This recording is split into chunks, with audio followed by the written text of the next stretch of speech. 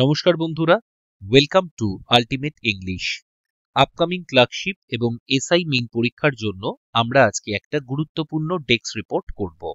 তোমরা প্রত্যেকেই অবগত আছো, কিছুদিন আগে জয়সালমীরে একটা বাসে আগুন লেগেছিল, যাতে জীবন্ত দগ্ধ হয়ে 20 থেকে 22 জন মারা যান। তো আমি এখানে পার্টিকুলারলি জয়সালমীর বা কোনো জায়গার নাম উল্লেখ করিনি, আমি XYZ অথবা ABC এইভাবে রেখেছি, কারণ বাস অ্যাক্সিডেন্ট তো আর একটা হচ্ছে না, একাধিক হচ্ছে, এবং দেখবে পরীক্ষার আগে এরকম আরো 2-4টে ঘটনা ঘটলেও ঘটতে পারে, যদিও সেটা কাম্য নয়।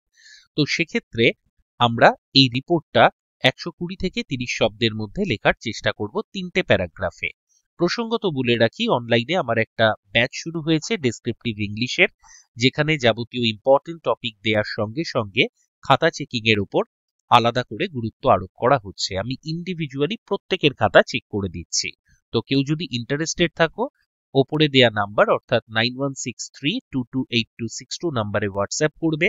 আর যারা অফলাইনে পড়তে চাও, ইদার বেলঘড়িয়া অথবা সোনারপুরে আমার অফলাইন ব্যাচ আছে।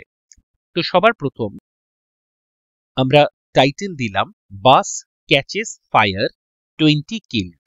খেয়াল করে দেখো, আমি আগেও বলেছি ক্যাচেস হচ্ছে সিম্পল প্রেজেন্ট টেন্স, কিন্তু টেন্সের একটা নিয়ম হচ্ছে সিম্পল প্রেজেন্ট টেন্স আমরা যখন কোনো রিপোর্টের টাইটেলে ব্যবহার করব, সে স্বাভাবিকভাবে পাস্টকেই রেফার করবে।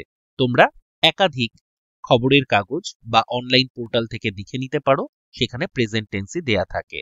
20 কিল্ড অথবা 20 ডায়েড, যেটা তোমার ইচ্ছা তুমি দিলে। এরপর বাই আ স্টাফ রিপোর্টার, স্টাফের এস এবং রিপোর্টারের আর বড় হাতের হবে। ফার্স্ট লেটার বলে বাই এর বিও বড় হাতের হবে। এরপর আমরা জায়গার নাম দিলাম XYZ এবং তারপর অক্টোবর 29। এইবার দেখো, যদি তোমাকে জায়গার নাম উল্লেখ করে দেয়া থাকে, তাহলে তুমি এখানে XYZ না লিখে সেই জায়গার নাম লিখবে। আমরা শুরু করছি কিভাবে, নো ফিউয়ার দ্যান। তোমরা অ্যাডজেক্টিভে পড়েছো no less than, no fewer than. No fewer than countable নাউনের আগে বসে, তো সেটাই বললাম, নো ফিউয়ার দ্যান 20 প্যাসেঞ্জার্স। এখানে চাইলে তুমি অ্যাবাউট অথবা অ্যারাউন্ড অথবা অ্যাট লিস্ট এই শব্দগুলোও বসাতে পারো নো ফিউয়ার দ্যানের পরিবর্তে। নো ফিউয়ার দ্যান ব্যবহার করলে একটু এমফ্যাসিস পড়ে, যে 20 থেকে কম নয়, অন্তত পক্ষে 20, এইটা বেস্ট ডেলিভার্ড হয় নো ফিউয়ার দ্যান শব্দের মাধ্যমে বা ফ্রেজের মাধ্যমে।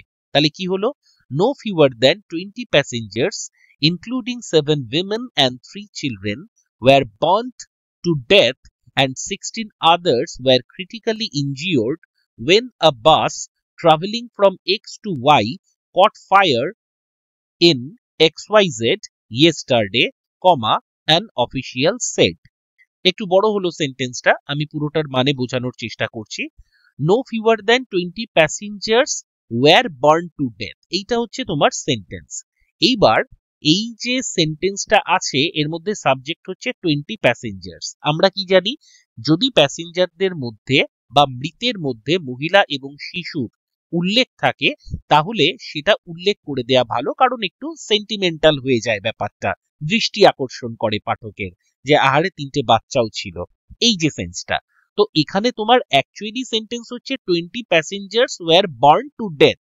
আমেরিকান ইংলিশে এটা বার্নড হয়, ব্রিটিশ ইংলিশে বার্নড হয়, তুমি দুটোই লিখতে পারো। তাহলে কি হবে, 20 passengers were burn to death, এর আগে তুমি শুধু ইনক্লুড করে দিলে ইনক্লুডিং 7 women and 3 children। এবং দেখো, শুধু তো মারা যাবে তা নয়, আহতও হবে। তো সেক্ষেত্রে লিখলাম 16 others were critically injured। চাইলে এখানে তুমি ওয়্যার নাও দিতে পারো, কারণ এখানে ওয়্যার অলরেডি একবার দেয়া আছে, কমন নেওয়া যেত, চাইলে দিতেও পারো, নাও দিতে পারো। তাহলে 16 others অর্থাৎ আরো 16 জন, মানে এই 20 জন বাদ দিয়ে, তাই জন্য এখানে others শব্দটা লিখেছি, were critically injured। কখন, when a bus, যখন একটা বাস। এই যে ট্রাভেলিং ব্যবহার করলাম, এটা হচ্ছে প্রেজেন্ট পার্টিসিপল। তুমি যদি পুরোটা পড়তে চাও ক্লজ করে, তাহলে when a bus which was traveling from X to Y, তো সেটাই অ্যাকচুয়ালি সেন্টেন্স হচ্ছে when a bus caught fire in XYZ yesterday। তাহলে এখানে এক্সট্রা অ্যাড কি করা হলো, when a bus which was traveling from X to Y caught fire in XYZ yesterday। in XYZ আগে বসালাম, কারণ প্লেস আগে বসে, আর yesterday হচ্ছে টাইম, টাইম পরে বসে। আমরা একটা রুল শিখেছি এমপিটি, মানে ম্যানার প্লেস টাইম। আগে প্লেস ব্যবহার করব, তারপরে টাইম ব্যবহার করব। চাইলে টাইমটাকে সেন্টেন্সের শুরুতেও তুমি ব্যবহার করতে পারো, ইয়েস্টারডে দিয়ে সেন্টেন্সটা শুরু করতে পারো, কিন্তু সেক্ষেত্রে কমা দিতে হবে। Yesterday no fewer than 20 passengers including 7 women and 3 children were burned to death and 16 others were critically injured when a bus traveling from X to Y caught fire in XYZ, official said. An official said অথবা official said ও করতে পারো, and দিলে আর plural করবে না। এবার এই প্যাটার্নটা আমরা ফলো করব। an official said সেন্টেন্সের শেষে লিখব। কেন? কারণ দেখো, আমরা অলরেডি বলেছি ফার্স্ট যে প্যারাগ্রাফটা থাকে সেটা রিপোর্টারের ভাষ্য, এবং reporter was not present at the time of the happening of the incident. যে মুহূর্তে ঘটনাটা ঘটেছে স্বাভাবিকভাবে সে সেই সময় সেই জায়গায় উপস্থিত ছিল না। এই কারণে reportedly, as per report, according to sources বা অফিসিয়াল সেট ইত্যাদি উল্লেখ করে দেয়া ভালো, কারণ তাতে মনে হবে যে এই যে বক্তব্য এটা তার ফার্স্ট হ্যান্ড এক্সপিরিয়েন্স নয়, কিন্তু সে অথেন্টিক সোর্স থেকে খবরটা সংগ্রহ করেছে। সেকেন্ড সেন্টেন্স কি লিখলাম? The injured passengers were rush to nearby hospitals. অর্থাৎ রাশ আমরা ব্যবহার করি খুব তাড়াহুড়ো করে নিয়ে যাওয়া হলে, তো সেক্ষেত্রে বলা হচ্ছে দ্য ইনজিওর্ড ওয়ান্স অথবা the injured passengers were rush to nearby hospitals. তাদেরকে কোথায় নিয়ে যাওয়া হয়েছে? কাছাকাছি যে সমস্ত হাসপাতাল আছে সেইখানে।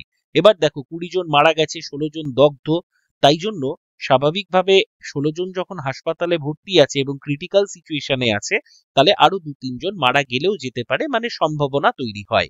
তাহলে এই যে মৃত্যুর যে সংখ্যা, এটাকে বলা হয় ফ্রেজ দিয়ে ডেথ টোল। তো এক্ষেত্রে লিখবে the death toll is likely to rise. Likely মানে কি? হতে পারে, সম্ভাবনা আছে, ঝুঁকে আছে সম্ভাবনার দিকে, এটাকে আমরা লাইকলি টু বলতে পারি। এটা মের সাবস্টিটিউট। তুমি যদি মে লেখো বা মাইট লেখো, তার সাথে কিন্তু লাইকলি টু ব্যবহার করি না।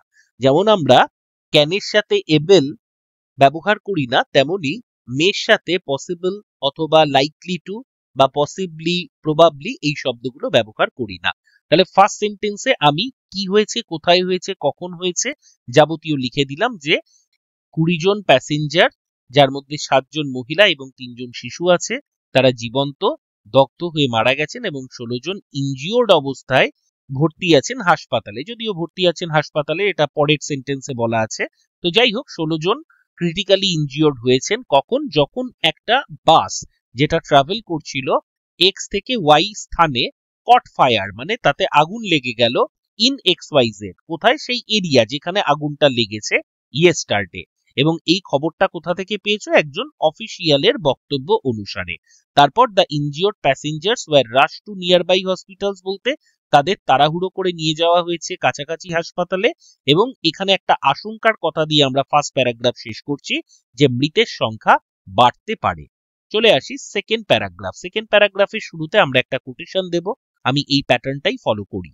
তো বলা হচ্ছে কি, The bus was completely gutted in the blaze. একেবারে জ্বলে পুড়ে একদম গাটেড হয়ে গেছে। এই যে বিষয়টা, এটা কে বলেছে? সেইড এমেনো, অ্যান আই উইটনেস, অর্থাৎ একজন প্রত্যক্ষদর্শীর বয়ান অনুযায়ী। চাইলে এখানে সার্ভাইভারও লিখতে পারো, কিন্তু যখন কেউ পুড়ে দগ্ধ হয়ে কোনো জায়গায় ভর্তি আছে, সেখানে গিয়ে তার সামনে মাইক্রোফোন নিয়ে বা কোনো কিছু জিজ্ঞাসা করা, সেটা খুব একটা কাঙ্ক্ষিত নয়। তো এক্ষেত্রে আমি একজন আই উইটনেসের বক্তব্য দিলাম। এবং আবারও বলছি, এই যে আই উইটনেস অর্থাৎ রিপোর্টিং স্পিচের যে জায়গাটা পরে লিখেছি বলে আমরা কিন্তু ইনভার্সনটাকে ফলো করেছি। অর্থাৎ এমএনও সেইড না দিয়ে আমরা লিখেছি সেইড এমএনও, এবং তারপর নাউন ইন অ্যাপোজিশন দিয়ে অ্যান আই উইটনেস লিখেছি। এবং তারপরে তারই বক্তব্য এবার আর ডিরেক্ট স্পিচে লিখবো না। কেন? কারণ এ তো সাধারণ একজন মানুষ, তার লেখা তো অত ভালো হবে না। হি অ্যাডেড মানে তারই কথা এবার ইনডিরেক্ট স্পিচে লিখছি, অর্থাৎ সে যে কথাটা বলেছে সেটা রিপোর্টার নিজের ভাষায় লিখছে। তাহলে সে কি লিখছে? হি অ্যাডেড, হি বলতে এখানে এমএনওর কথা বলছে। He added that the private travel bus caught fire after colliding with a two wheeler. অর্থাৎ এখানে কিভাবে হয়েছে, হাউ, তার একটা উত্তর পাওয়া যাচ্ছে। বলছে যে সে এটাও যুক্ত করলো সঙ্গে সঙ্গে, এই যে প্রাইভেট ট্রাভেল বাস ছিল তাতে আগুন লাগলো কখন? After colliding with, K collide করেছে? এই প্রাইভেট বাসটা কার সাথে কোলাইড মানে কার সাথে ধাক্কা খেয়েছে? একটা টু হুইলার অর্থাৎ বাইক টাইকের সাথে ধাক্কা খেয়েছে, তার ফলে আগুন জ্বলে গেছে। Most passengers were unable to get off in time. Get off মানে হচ্ছে নামা, অর্থাৎ বাসের থেকে নামতে পারেনি। মোস্ট প্যাসেঞ্জার্স বা most of the passengers were unable, তারা ছিল অসমর্থ, টু গেট অফ অর্থাৎ বাস থেকে নামতে, ইন টাইম মানে সময় মতো, and were burn to death, অথবা চাইলে লিখতে পারো অ্যান্ড ওয়্যার বার্ন অ্যালাইভ, তারা জীবন্ত দগ্ধ হয়েছে। সেমিকোলন, সেমিকোলন আমরা দিই একই ধরনের দুটো আইডিয়াকে যোগ করার জন্য। যদি সেমিকোলন ব্যবহার না করো তাহলে কমা প্লাস অ্যান্ড এটাও ব্যবহার করতে পারো। তাহলে কি বলা হলো, অধিকাংশ প্যাসেঞ্জার জীবন্ত দগ্ধ হয়ে গেছে কারণ তারা সময় মতো বাস থেকে বেরিয়ে আসতে পারেনি। দেয়ার পোস্টমর্টমস and DNA samples were collected to confirm their identities, মানে তাদের বডিটা এতই ঝলসে গেছে, ইংরেজিতে একটা শব্দ আছে চার্ড, আমি ব্যবহার করিনি, চাইলে তোমরা অ্যাড করে দিতে পারো। দেখবে যখন কেউ পুড়ে একেবারে তার চেহারা বিকৃত হয়ে যাচ্ছে, পুরো দগ্ধ হয়ে যাচ্ছে, ব্ল্যাকিশ হয়ে যাচ্ছে, তার জন্য আমরা চার্ড শব্দটা ব্যবহার করি। তো এক্ষেত্রে দেখো অলরেডি বলেছি তারা ম্যানেজ করে বেরোতে পারেনি, স্বাভাবিকভাবে বাসের মধ্যেই পুড়ে মারা গেছে, তাহলে তাদেরকে আইডেন্টিফাই করা তো একটু কষ্টসাধ্য হবে, তাই জন্য পোস্টমর্টেম এবং ডিএনএ স্যাম্পল কালেক্ট করে রেখে দেয়া হয়েছে। কিসের জন্য? যাতে করে তাদের পরিচিতি প্রকাশ পায়। এরপর কি বলা হচ্ছে, traffic on the highway was halted for about 40 minutes before being restored to normal বা নর্মালসি, নর্মালি বলতে পারো। অর্থাৎ ট্রাফিক কতক্ষণের জন্য পুরো ডেডলক হয়েছিল, পুরোটা স্ট্যান্ড স্টিল হয়েছিল 40 মিনিট। এটা তুমি কম বেশি করতে পারো, 40-এর জায়গায় তুমি 2 আওয়ার্সও করতে পারো, 1 আওয়ার্সও করতে পারো, 20 মিনিটসও করতে পারো। ওখানে রাজস্থানে যে ঘটনা ঘটেছে তোমাকে যে এক্স্যাক্ট দিতে হবে তার কোনো মানে নেই, তবে হ্যাঁ তোমাকে যদি গাইডলাইন অথবা পয়েন্ট দিয়ে দেয়, you need to follow that data, সেক্ষেত্রে তোমাকে সেই ডেটাগুলো ফলো করতে হবে। তাহলে বলা হচ্ছে traffic on the highway was halted, অর্থাৎ ট্রাফিককে কতক্ষণ ধরে আটকে রাখা হয়েছিল বা পুরোটা ডেডলক হয়েছিল, ফর অ্যাবাউট, অ্যাবাউট মানে হচ্ছে প্রায় 40 মিনিটের মতো, before being restored to normal অর্থাৎ স্বাভাবিক হওয়ার আগে। লাস্ট প্যারাগ্রাফ, লাস্ট প্যারাগ্রাফ কার ভাষ্য? তোমরা জানো হচ্ছে অথরিটির।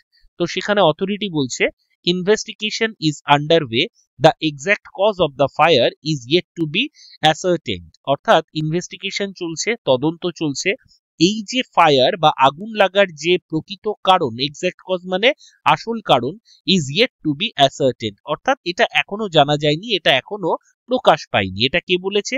Said PQR, the officer in charge. খেয়াল করে দেখো এখানেও আমরা সেম প্যাটার্ন ফলো করেছি, অর্থাৎ সেইড অ্যান্ড আই উইটনেস, তাহলে দুটো একই রকম করবে না, এক্ষেত্রে ইনভার্সন না করে তুমি PQR comma the officer in charge said বলে ইনভেস্টিগেশন ইজ আন্ডারওয়ে এটা করবে। অথবা আরেকটা প্যাটার্ন শিখিয়ে দিচ্ছি, তুমি লিখবে ইনভেস্টিগেশন ইজ আন্ডারওয়ে কমা বা সেমিকোলন, একই ধরনের আইডিয়া জুড়ছি তাই, the exact cause of fire বা of the fire is yet to be ascertained, were, was হবে না, হ্যাঁ, were the exact words of PQR comma the officer in charge, মানে এইটাই ছিল একেবারে সরাসরি উক্তি পিকিউআর এর, যিনি অফিসার ইনচার্জ। এরপর কি বলা হচ্ছে, অফিসিয়াল সাসপেক্ট, অর্থাৎ সাসপেক্ট করা হচ্ছে short circuit might have been triggered the bless, অর্থাৎ শর্ট সার্কিটের ফলে এই যে আগুনের হলকা এটা আরো বেড়ে গিয়েছিল। তো যদিও some reports suggest that firecrackers could have been part of the bus's cargo, অর্থাৎ অনেকের মনে হয়েছে যে ওই বাসের যে সমস্ত জায়গা ছিল বা ওই বাসের কার্গোতে যেখানে জিনিসপত্র রাখে, তো সেখানে অনেক ফায়ার ক্র্যাকার্স ছিল, কারণ সেই সময়টা দেখো কালী পুজোর একটু আগে আগেই ছিল, তো এইটা আমরা অ্যাড করে দিয়েছি। The chief minister expressed condolence and announced an ex gratia, ex gratia বলতে যেটাকে আমরা কম্পেনসেশন বলতে পারি, কত টাকার? of ₹2 lakhs for those, তাদের জন্য, who lost their loved ones, যারা নিজেদের প্রিয়জনকে হারিয়েছে, তাদের পরিবারের হাতে বা পরিবার পিছু 2 লাখ টাকা করে তুলে দেবে, এমনটা ঘোষণা করেছে।